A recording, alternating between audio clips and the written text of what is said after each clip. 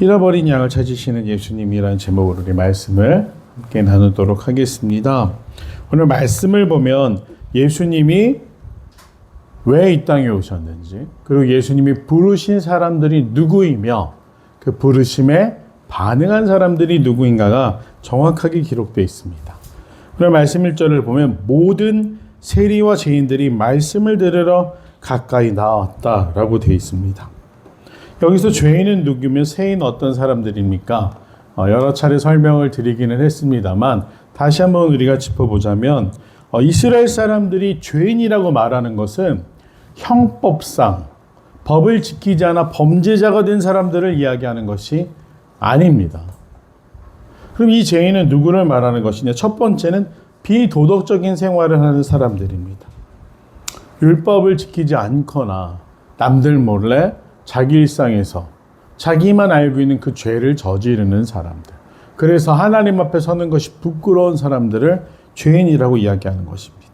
두 번째로는 불명예스러운 직업을 가진 사람들. 그래서 이 사람들은 직업 때문에 죄인으로 취급을 당했습니다. 왜 그럴까요? 유대인들에겐 정결법이 있었기 때문에 부정한 짐승을 만진다든지 시체를 만진다든지 부정한 일을 하게 되는 사람들을 좀 경건하지 않게 여겼습니다. 그래서 그들에게는 참정권이나 공적인 자리에 나아갈 수 있는, 한마디로 공직을 할 수 없고 사람들 앞에 설 수 없는 그런 취급을 당하는 사람들이 바로 죄인이었습니다. 직업으로 보자면 오늘 등장하고 있는 세리도 이와 같이 죄인으로 여김을 받았고요. 또 목동도 죄인으로 여김을 받았습니다. 또 행상인이나 또 가죽세공을 하는 사람들, 이런 사람들 모두 죄인 취급을 받았던 사람들입니다. 또 그 중에는 재미있는 것 중에 하나가 의사라는 직업도 오늘날에는 의사가 못 돼서 한달이죠. 그러나 고대 사회에서는 의사가 사실 지금처럼 정확한 지식을 가지고 치료를 돕지 않았기 때문에 사기꾼처럼 흔히 가짜 의사라고 칭하는 사람도 있었기 때문에 의사도 그러한 직업을 받았다고 합니다. 그래서 오늘 이 누가복음 15장의 이 본문 때문에 누가복음을 뭐라고 이야기하는가? 잃어버린 사람들의 복음이라고 이야기를 합니다. 잃었다라는 것이 무슨 의미인가? 우리가 열심히 사는 것, 정직하게 사는 것 다 중요합니다. 그런데 이런 예화가 있었습니다. 어떤 사람이 기차를 탔습니다. 근데 꽤 긴 거리를 가는 기차였고 기차 안에서 굉장히 인격적이고 정직했던 이 사람은 자리를 노약자들에게 양보하기도 하고 우는 아이를 달래주기도 하고 정말 많은 사람들이 참 좋은 사람이구나 칭찬할 만한 일을 잘했다고 합니다. 근데 안타깝게도 이 사람은 자기 목적지로 가야 되는 기차와 반대 방향의 기차를 탄 거예요. 그러면 그 사람이 아무리 많은 선행을 한들 목적지에 도착할 수 있겠습니까? 그 기차 안에서 아무리 인정을 받은데 목적지에 도착할 수 있겠습니까? 그렇지 않죠. 어떻게 되겠습니까? 다시 돌아와야 됩니다. 방향 설정이 잘못됐기 때문에 행위로 구원을 받을 수 없다. 구원은 오직 무엇으로 가능합니까? 예수 그리스도를 나의 구세주로 영접하고 믿는 일. 예수님, 나의 구원자가 됐습니다. 이 고백이 없이는 구원을 받을 수 없습니다. 아무리 잘 살고 열심히 산들 죽음이라는 두려운 관문 앞에서 두려워할 수밖에 없습니다. 얼마나 많은 부자들이 두려운 가운데 그리고 인생의 말년에 자신의 삶의 목적을 찾으려고 발버둥 칩니까? 깨닫지 못하고 죽는 사람도 많습니다. 그런 사람들은 논할 가치도 없습니다. 그저 자기에게 주어진 것들을 이기적으로 자신들을 위해 쓰다가 죽었기 때문에 그 삶에 무슨 의미가 있겠습니까? 그 사람이 죽는다라고 해서 아쉬워할 사람이 없습니다. 우리 자식들이 뭘 기다릴까요? 우리 아버지 언제 돌아가시지? 나에게 유산은 얼마나 떨어질까? 이런 것만 생각하고 있을 것입니다. 너무나 안타까운 것은 이 죄인인 사람들은 인생의 목적이 잘못되어 있던 사람들, 그리고 잘못된 일에 자신의 열심과 재능을 낭비하던 사람들이 바로 여기서 죄인이라고 말하는 사람들이었습니다. 그런데 이 사람들이 예수님 곁으로 나옵니다. 모두가 이 사람들을 바라볼 때 수근거리고 앞에 서야 이 사람들이 가지고 있는 힘이나 돈 때문에 잠시 잠깐 머리를 숙일지 모르겠지만 환영받는다든지 사랑받는다든지 그러한 감정을 느낄 수 없는 이 사람들이 주님 앞으로 나옵니다. 너무나 안타까운 것은 오늘날의 대한민국 현실을 보면 가장 안타까운 부분들 중에 하나가 뭐냐면 사람을 기능으로 본다라는 겁니다. 산업혁명 이후에 우리가 세계사를 배우다 보면 산업혁명 후에 등장하는 문제가 뭐였죠? 사람이 도구로 전락했다. 부품처럼 여겨진다. 대체 가능한 수단으로 여겨진다는 거 아니었습니까? 그러면 21세기가 되었지만 지금 달라진 부분이 있을까요? 왜 학부모의 민원이 솟구칩니까?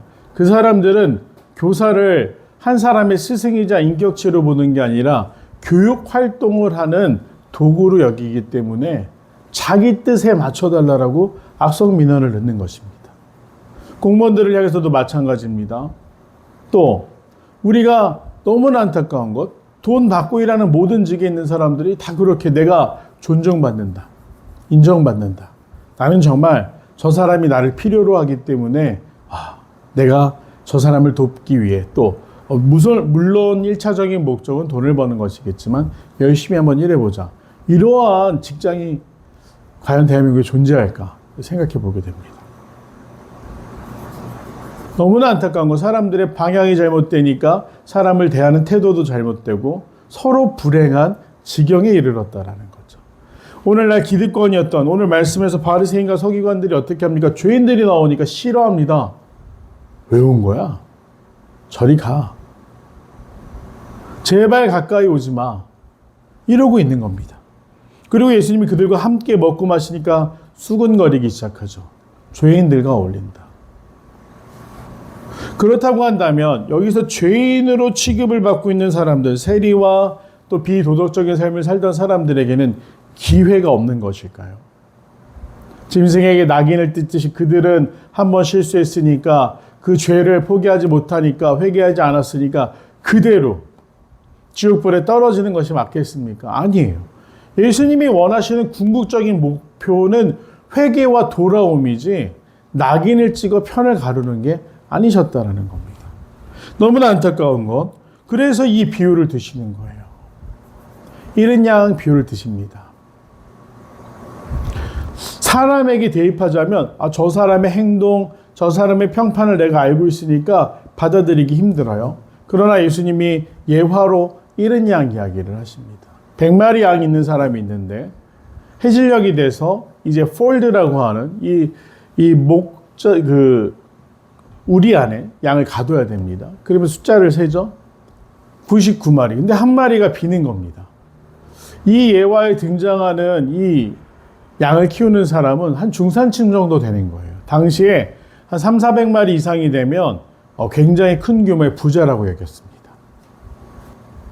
100마리라고 하면 중산층 정도 되는 사람입니다. 가난한 사람은 아닌데 그렇다고 해서 돈을 주고 목동을 사서 양을 칠 만한 사람은 아닌 직접 돌봐야 되는 사람이에요. 양 한 마리가 없습니다. 근데 여기서 보면 99마리 잘 돌아왔으니까 양 한 마리 어쩔 수 없이 이렇게 여기고 있습니까? 아니에요. 예수님이 말씀하시는 건 너희들 삶에서 생각해봐. 100마리 정도 양을 가진 사람이 있어. 그럼 다 머릿속으로 떠올릴 것 아니겠습니까? 근데 99마리가 있고 한 마리가 없으면 어쩔 수 없지 라고 그냥 그 우리의 문을 가두고 마는가? 아니지 않냐? 찾아 나서지 않느냐? 그 이야기를 하는 거예요. 그 목자가 어떤 마음으로 양을 찾아 나서겠습니까? 화를 내고 원망하면서 도대체가 어떻게 된 녀석이길래 왜 딴 길로 빠진 거야 이럴까요? 사실 100마리의 양을 한 방향으로 몰아간다는 건 쉬운 일은 아니겠죠. 그러다 보니 양 중에 똑똑한 친구도 있을 수 있고 어리석은 친구도 있을 수 있고 식탐이 많은 양도 있을 수 있고 무엇 때문인지 모르지만 이 양은 경로에서 벗어나요. 올바른 길을 가야 되는데 엉뚱한 길로 갑니다. 그래서 어떻게 됩니까? 결국 무리에서 떨어졌습니다. 자신의 힘으로는 이제 돌아올 수도 없어요. 목자의 도움이 절실히 필요한 순간입니다. 그래서 목자는 찾아 나서는 거죠.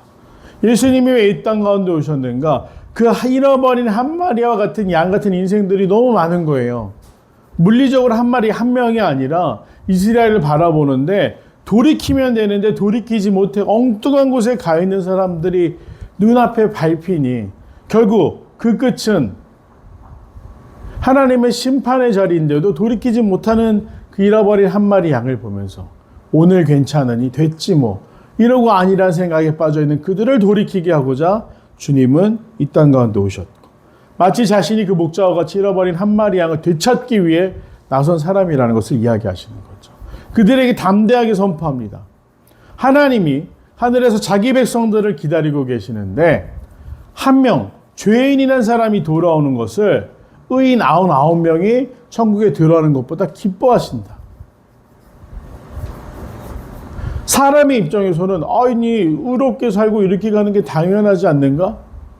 그렇게 평가하고 또 우리는 그렇지 않으니까 저 사람들은 죄인이야 라고 구별할 수 있습니다. 그 자체가 잘못된 행위지만 깨닫지 못한다라는 것이죠. 그런데 아버지 입장에서 목자 입장에서 잃어버린 것을 되찾는다라는 그 마음은 어떤 것이겠습니까? 정말 기쁨이에요. 포기할 수 없어서 헤매어 다니다가 되찾았을 때의 기쁨. 그래서 목자는 양을 자기 어깨에 둘러매고 돌아온다라고 또 동일한 본문이 마태복음 18장에서 이야기하고 있습니다. 잃어버린 양. 누구나 실수할 수 있고 누구나 잘못된 길로 갈 수 있고 누구나 넘어질 수 있는데 주님은 그것을 평가하고 점수를 매기시고 그래서 넌 안 되라고 말씀하시는 게 아니라 그 연약한 존재를 위해 찾아 나서시고 부르신다라는 말씀. 그리고 교만하여 자신을 의롭다라고 스스로 여기는 사람들을 향해서도 하나님이 누구를 기다리고 계시는지 무엇을 기뻐하시는지를 이야기합니다. 하나님이 우리에게 주신 말씀대로 율법대로 창조의 섭리대로 살아가는 것 중요하죠. 그렇지 못한 사람들도 분명 존재합니다. 그럼 버려야 됩니까? 아닙니다. 불러야 된다라는 거예요. 죄인들. 그 사람만 죄인이겠습니까? 내가 법을 어기던 아니면 하나님이 원하시지 않는 불순종의 삶을 살던 우리 모두가 하나님 앞에서 죄인일 수밖에 없고 그 사실을 인정해야 우리가 회개하며 주님 앞으로 돌아갈 수 있다는 사실. 스스로 의인이라고 여기면 나는 아무 문제 없다라고 여기면 이 바리새인들과 이 서기관들이 어떻게 회개라는 놀라운 은혜를 경험할 수 있겠습니까? 교만으로 가려진 눈과 귀 때문에 그들은 아무것도 하지 못했지만 주님은 끝까지 그렇게 말씀하십니다. 하나님이 누구를 기다리고 있는가? 주님은 잃어버린 양을 찾으시고 잃어버린 양을 부르신다라고 말씀하십니다. 소망하기는 우리가 스스로 돌아보건대 내가 정말 하나님 앞에 회개라는 놀라운 은혜의 순간을 통해 돌아가야 된다는 사실을 또 돌아왔다고 한다면 다시 죄의 자리로 끌려가지 않기 위해서 이제는 성장하고 강건하여 죄와 대적할 수 있고 또 그것을 넘어설 수 있는 능력을 달라라고 기도할 때입니다. 무기력하게 어쩔 수 없지 뭐라고 핑계대는 것이 아니라 믿는 자들로서 구별된 삶, 빛을 밝히고 소금의 맛을 내면서 정말 이 세상 가운데 주님, 제가 잃어버린 양을 찾으러 가겠습니다. 주님이 걸어가신 그 길처럼 나도 그들을 향해 나아갑니다. 라고 담대하게 고백할 수 있는 믿음의 사람들이 되기를 간절히 소망합니다. 잃어버린 것을 찾는다라는 것은 기쁨이자 즐거움입니다. 우리가 절대 포기할 수 없는 것들을 어떻게 그냥 무기력하게 바라만 보겠습니까? 사랑하는 만큼, 간절한 만큼 우리가 그들을 찾아 나서야 된다는 거, 그들을 향해 나아가야 된다는 거. 교회가 전도를 이야기하지만 너무나 안타까운 것은 전도하기 어려운 시대가 되었습니다. 말로 전도가 되지도 않고 억지로 데리고 온다고 해서 그 사람들이 변화를 경험하는 것도 아니에요. 하지만 오늘 목자의 마음이 무엇이었습니까? 오직 그 양에게 집중합니다. 얼마나 두려울까? 위험에 빠지지는 않았을까? 내가 더 빨리 가서 구해야겠다. 그리고 양은 목자의 품에서 무엇을 느꼈을까요? 안도감을 느꼈을 것입니다. 그런 것처럼 우리도 온전히 정말 주님, 잃어버렸던 나를 부르신 것과 같이 이제 이 세상을 향해서 우리를 보내실 때 목자의 마음으로, 주님의 마음으로 잃어버린 양을 향해 나아가며 포기하지 않고 끝까지 부를 수 있는 힘과 은혜를 주옵소서. 고백할 때 우리를 통해서도 잃어버린 주의 백성들을 되찾으시며 정말 땅의 모든 끝이, 모든 민족이 여호와를 기억하고 돌아오게 되는 은혜의 역사가 우리의 헌신과 수고와 자원을 통해 이루어질 줄로 믿습니다. 내가 하는 것이 아니라 주님이 나를 보내실 때 가능하다라는 것을 기억하시면서 전도의 자리로 또 잃은 양 한 사람을 찾아내기 위해서 기꺼이 나설 수 있는 귀한 믿음의 사람들이 되기를 간절히 소망합니다. 우리는 할 수 있습니다.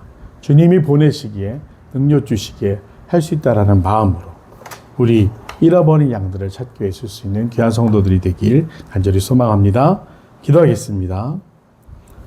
은혜와 자비가 풍성하신 아버지 하나님, 주님, 주께서 나를 부르셨고 나를 찾으셨고 나로 주의 품에 안길 수 있도록 부르셨던 것처럼 이제 우리를 보내실 때 세상을 향해 담대히 나아가 그 잃어버린 양을 찾으시는 주님의 마음으로 우리 또한 그들을 부르고 찾아 주 앞으로 인도할 수 있도록 쓰임받기를 원하오니 주님, 우리를 사용하여 주시옵소서.